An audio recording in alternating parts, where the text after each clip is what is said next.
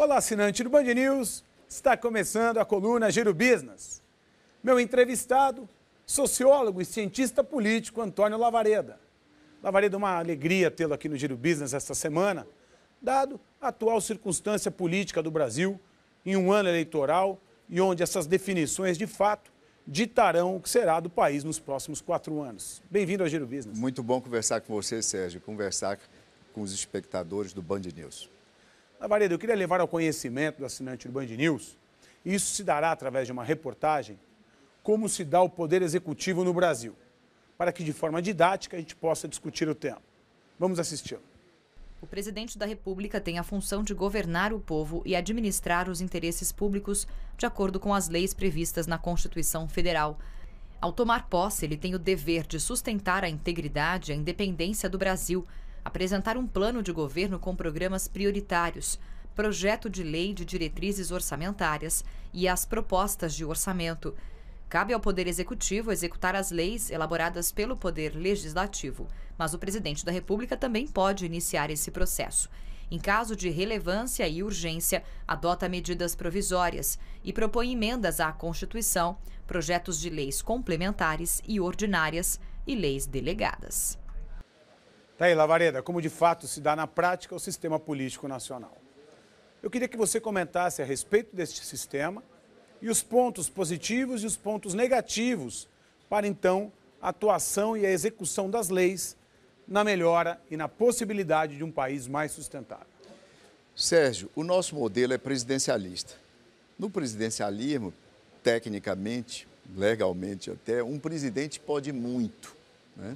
Diferentemente de um sistema parlamentar, onde o chefe do governo é chamado periodicamente, semanalmente, em algumas nações, a prestar contas ao parlamento, ou vale dizer, prestar contas à sociedade.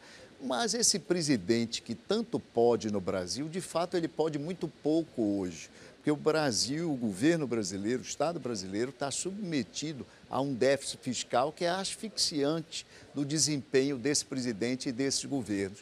O governo pode muito pouco, porque praticamente todos os recursos que são extraídos da sociedade, eles vão para a conta da Previdência, vão para despesas obrigatórias, vão para transferências também obrigatórias, mandatórias, para estados e municípios. Então, encarar e resolver esse déficit fiscal é a tarefa número 1, é a preocupação número 1 do nosso próximo governante. Óbvio que para isso, e um passo importante nessa direção, será a iniciativa dele de enviar para o Congresso e conseguir efetivamente ver aprovadas as reformas essenciais.